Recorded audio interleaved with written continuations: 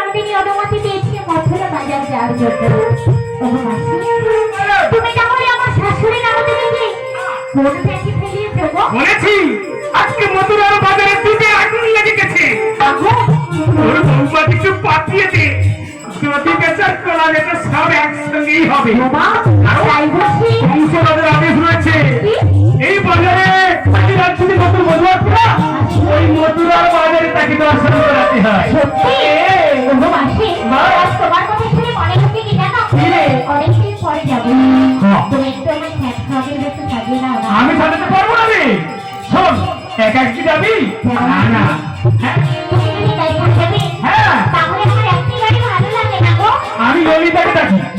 ললিতাকে ডাকো? হ্যাঁ ওগো মাসি, হ্যাঁ রে, আজ তাহলে হ্যাঁ। ললিতা বিছানাচিত্র সম্পর্কটা এসে হ্যাঁ। ওরা কি বললি জানো? কি রে? মাসি বিছানা দেবে মাসি। সেটা রে সেই দেখা। আজ ভদ্রা নিতে আসিবে লাগে রাজার রাজা।